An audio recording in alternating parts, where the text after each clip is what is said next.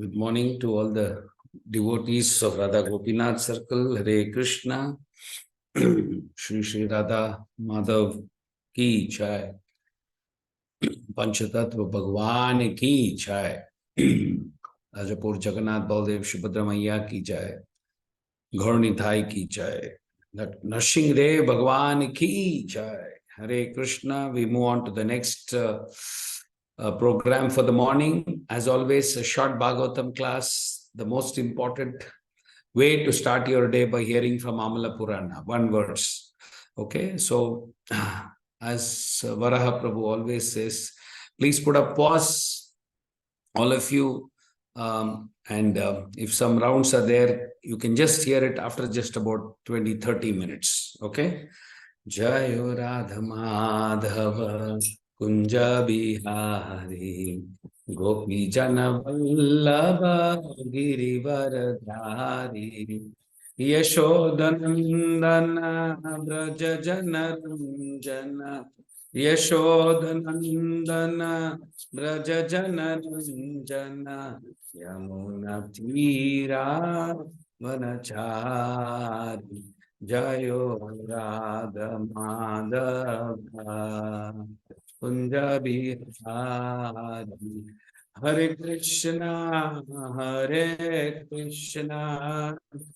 Krishna Krishna Hare Hare Hare Rama Rama Rama Hare Hare Hare Krishna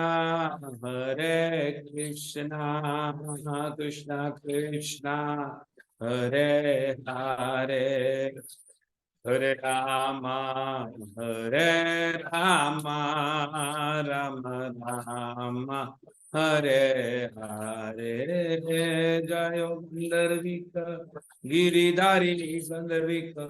Giridhari Gaurari Jayo Lakshmi Narasimha Jayo Anantadev Lakshmi Narasimha Jayo Anantadev Jaya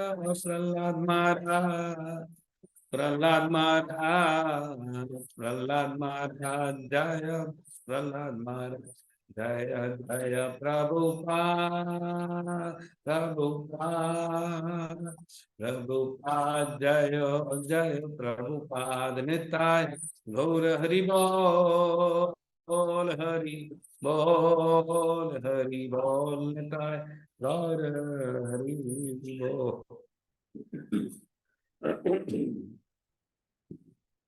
Hare Krishna, warm welcome to the morning Bhagavatam class. I have to start this by saying thank you to the leaders for giving me this service. For my own purification, I'm going to share one of the verses as per the order. Om Namo Bhagavate Vasudevaya. Om Namo Bhagavate Vasudevaya. Om Namo Bhagavate Vasudevaya.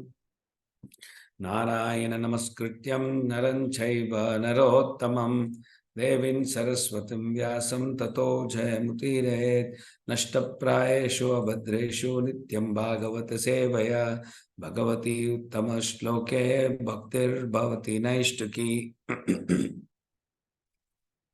Reading from Srimad Bhagavatam, first canto, 7th chapter, titled The Son of Drona Punished, in which we are in 36th verse. Just right away I will share this.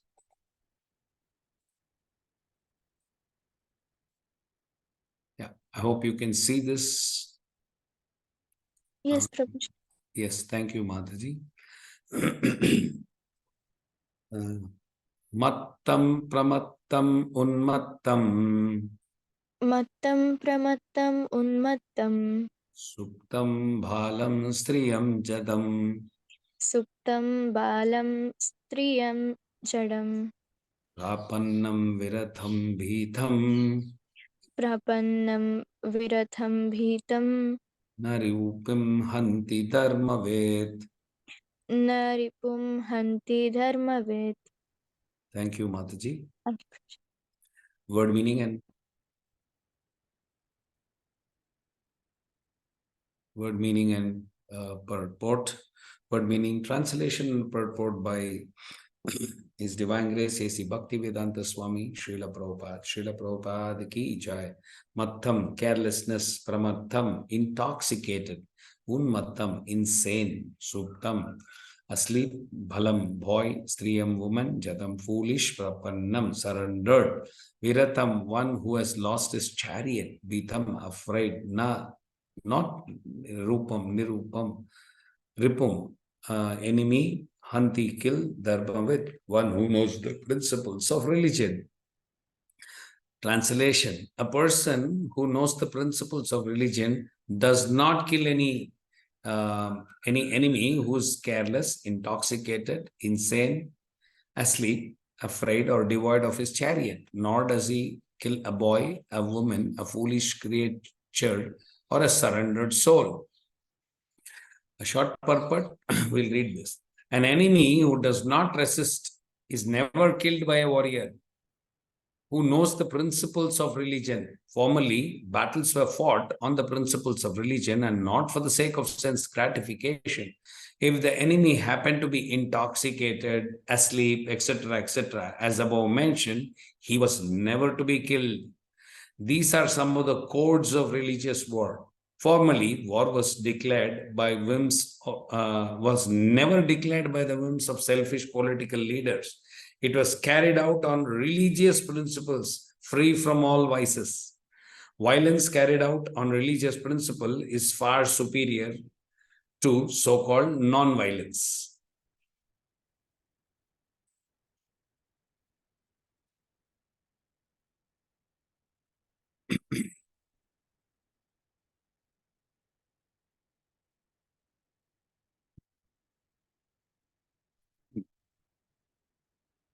Okay, so mattam, pramattam, unmattam, suktam, balam, striyam, jalam, prapannam, viratam, vitam, niripam, hanti, dharmavit. We will share some points. Before that, let me seek prayers from all the senior Vaishnavas and the Guru Parampara. Om Ajnana Timirandasya Jnananjalashalakaya Chakshurunmilitam Yena Tasmai Shri Gurave Namaha Shri Chaitanya Manobhishtam Sthapitam Yena Bhutale Swayam Rupa Gadamahyam Dadati Swapadantikam Vandeham Shri Gurum Shri Yudapada Kamalam Shri Gurum Vaishnavamscha Shri Rupam Sagrijatam Sahagana Raghunathanvitam Tam Sajivam Sadvaitam Savadutam Parijana Sahitam Krishna Chaitanya Devam Shri Radha Krishna Padan Sahagana Lalita Shri Vishakhanvitamscha He Krishna Karuna Sindhu Dinabandhu Jagatpate Gopesha Gopika Kanta Radha Kanta Namostute Tapta Kanchana Gaurangi Radhe Vrindavaneshwari Vrishabhanusute Devi Pranamami Haripriye Vancha kalpatarubhyasya kripa sindhubhya eva cha patitanam pavanebhyo vaishnavebhyo namo namaha. Jai Shri Krishna Chaitanya Prabhu Nityananda Shri Advaita Gadadhar Shivasadi Gaura Bhakta Vindare Krishna Hare Krishna Krishna Krishna Hare Hare Hare Rama Rama Rama Hare Hare Namo Vishnu Padaya Krishna Parishthaya Bhutale Srimate Jaya Pataka Swami Niti Namine Namo Acharya Padaya Nitaya Kripaya Padayane Gaurakata Dhamadaya Nagara Gramatarane Srila Prabhupada ki Jai.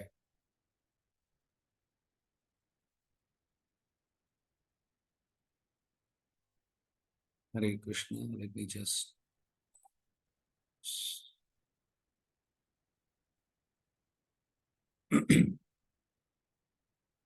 so we are in a very interesting phase. A quick 1 minute essence of what junction we are in the Srimad Bhagavatam.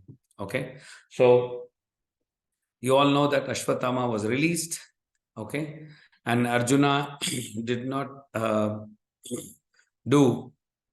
When Ashwatthama were released, what did Arjuna do? He did his prayers to the Lord and asked for the solution. So Krishna diagnosed and gave the solution, right? So am I audible? Can someone confirm? Yes, Prabhu. Yes, Prabhu. Okay, thank you. Okay, So, so after Krishna diagnosing and gave the solution, what is the solution? One of them was Arjuna counterattacked the Brahmatsara and neutralize it. Okay. And remember, then they captured the villain and bring him to Krishna and then on to Draupadi. So now, after that, what happens? Right? Remembers, Arjuna's eyes was like red hot copper and Krishna's eyes were like lotus. And they bound him like an animal. They brought him in front of Krishna. Okay. Now, the entire section is like violence or non-violence, or we can even put the question as, should Ashwatthama be killed or not killed? So this is the theme of the rest of this chapter, right? So this important section, right, is reveals the you could say the subtle signs of Srimad Bhagavatam.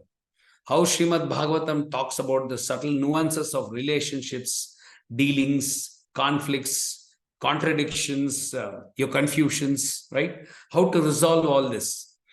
Now, that's why, Prabhuji and Mataji's, if you hear this attentively for the next few minutes, we shall also be able to navigate the conflicts, your contradictions and confusions of our own life. Okay. Why, how an inner compass of your life be aligned everything properly, right? Not just these verses of today's class. All I meant is the next few verses is so beautiful, and we all know what the essence of Vedic culture is, right? So what Krishna does is these 5 verses, starting from yesterday, starting from 35. He's going to, what we will really reveal is that whether violence and non-violence, okay, all the details will be revealed. Okay. Everyone has got a different opinion. Should he be killed or not killed? But what is important for us, we are going to hear what is Krishna's opinion, right? That's a key aspect. Whether Krishna supports killing of Ashwatthama at this juncture, and later on see how he gives his views. That's so beautiful. So 5 reasons he gives why Ashwatthama should be killed. Yesterday we heard from His Grace Varakripa Maidas very nicely how he was called Brahma Bandhu, right? A friend of Brahmana. Actually, it's not a very bad word. I mentioned this earlier also, right? Even to chastise, Vedic culture is so good that they use very good words. Instead of calling him a low class, not Brahmana or something, see the Sanskrit, it's very beautiful language. It's giving a word to even chastise, right? Because through Brahmana, we'll have to follow Satyam, Saucham, Kshamam, Daya, all that, your cleanliness, truthfulness, forgiveness, compassion, then patan, all that. So he then only he becomes a Brahmana, studying scriptures. Now, just by being born in the family, it doesn't, right? I always say this whenever I'm hearing this nice word, a nice cultured word, since we all grew up with cricket. In those days, if a player got out to a bad shot, they used to say, they used to not directly criticize him. That was not the best of the shot he played, or that was not the best of the bowling spells he did. Anyway, I keep bringing in this to understand how what is the culture we have actually taken. It's not come from British. It is from Vedic, starting from there. In today's words, there is few words he mentions. Mattham, carelessness, intoxicated. So, or unmattam, insane, asleep. So many words he's introduced, which means these are the codes of war. Okay. These codes of war was practiced very much, right, till very recent in the Vedic days. Only the Mughal invasion, maybe 13th, 14th century onwards, it became very bad. Okay. Earlier, war means it was a very specific place, very specific time. Okay. And post that, it used to be, it was not that they were carrying that warlike feeling or hatred-like feeling. No, it used to be very beautiful. Post that, they all used to have some refreshments, rest for the day, no going and killing somebody in the night, nothing. All these Mughals only came and changed at night, raping women and, breaking temples, all this happened. But if you go back and refer to, scriptures or Mahabharata, even in Jarasandha and Pandava, I had heard that they would, they used to very nicely get together in the evening. The next morning, again, they come back to the battlefield. Okay. But after sunset, the hospitality was very interesting. There was proper culture, right? Uh, Even going to, references I heard it in a lecture that when Varahadev was fighting with Hiranyaksha, Varahadev's Gada, in fact, during the fight, supposedly slips and falls down. Hiranyaksha waited for the Lord to pick up his weapon. I mean, very strange, but that's the way it is. The codes or the high standards were maintained. Even in Ramayana, when Ram's soldier died, the Lord Ram was giving them the perfect respect. He did last rites to all the soldiers who gave their life. Whereas, see what the Ravana mentality is. What he was doing, he was dumping their dead bodies in the ocean. Maybe two reasons. The idea is to see that enemy should not see so many of their soldiers have died and increase their confidence. But look at the way he was treating his soldiers. Now, just to take a reference from there, how scriptures and how the Supreme Lord himself dealt. Even today, the same mood or the codes of war is carried out by the Indian Army.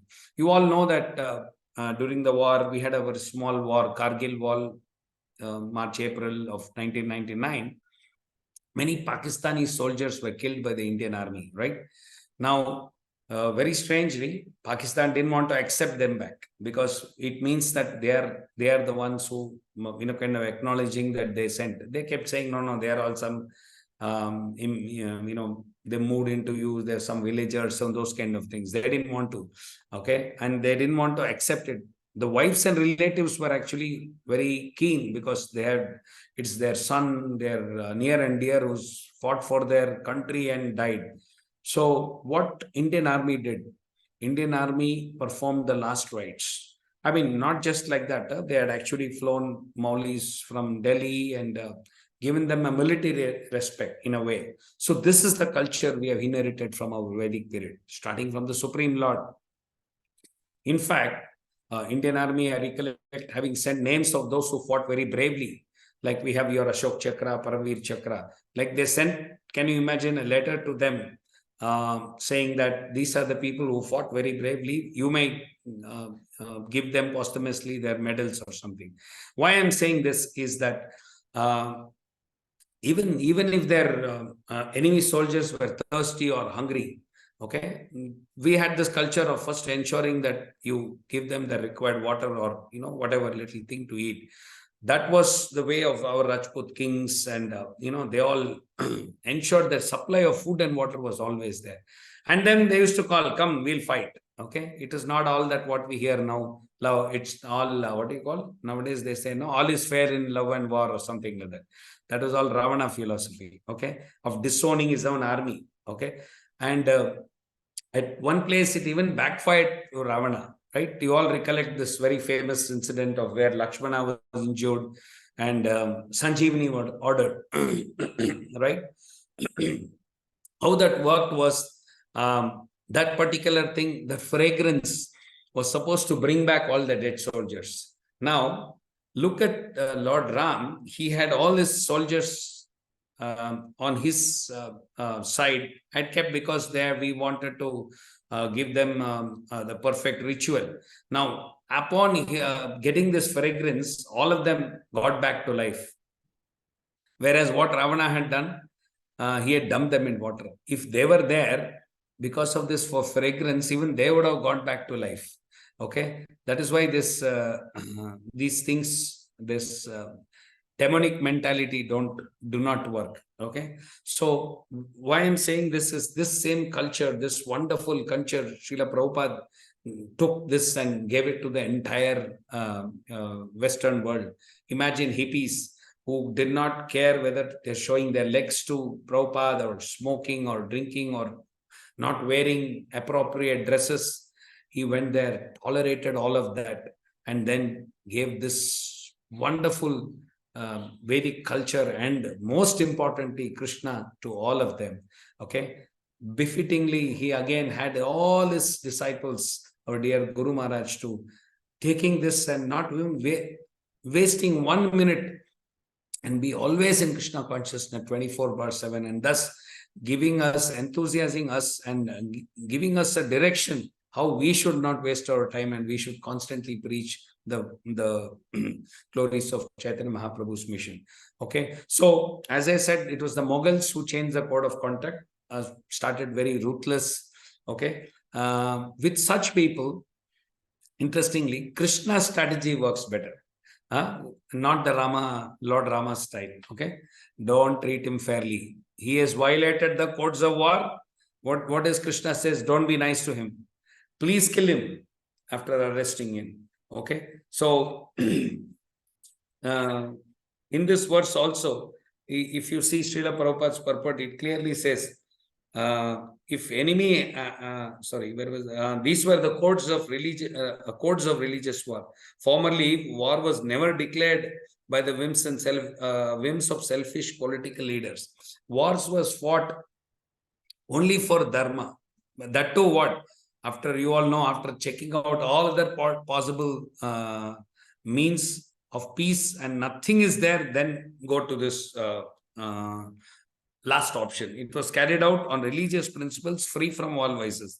Okay, violence carried out on religious principle is far superior. Look how nicely Prabhupada has ended it. So superior to so-called non-violence. Okay, so why we say Krishna's strategy is better here? Simply because Krishna is always right. Okay, he knows when to show compassion. He knows when to show justice. Okay, only Krishna can do it. It's an art. This science was existing in Vedic period. Okay, if somebody is sincerely seeking forgiveness, then definitely we should be shown compassion. But what Krishna says here, somebody like Ashwatthama, not once he's already broken it twice. We have a record. Once while killing them and now releasing Brahmastra, half-learned knowledge, right? Just to safeguard selfishly. So he knew that he has broken and all the codes necessary. That's why in previous, the first reason he gave was Brahma Bandhu. Now he's saying he's violated all the codes and he needs to be killed. Okay, so then he gives another 3 reasons, right from verse number 37, 38, 39. Excellent, each of these reasons, very interesting. 3rd, 4th, 5th. We all have to wait. Like that day, Pratibha Mataji was asking, what happened to him? We have to wait. Hear all Krishna's reasons, how very beautiful they are. And then you will enjoy the set of, and like I said, these are the codes, these are the moral codes, these are the very essence of our culture. Where did it come from? Whenever we say, oh, he's very cultured, where did all this come from? This came from our Vedic period and none other than Lord Krishna who started everything. Okay, so these were a very few points which I could gather from this. Okay, so if I've missed out anything, please correct me or please add some points to this verse.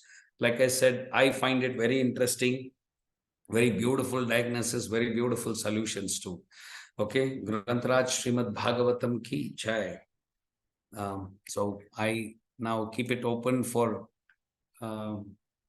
people who want to add. Prabhuji, if I missed a few points, please feel free to add on, Prabhu.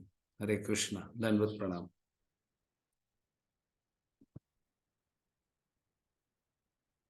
Hare Krishna, people, please come on to switch on your videos. If you have any clarification on today's verse or want to add anything in what I said,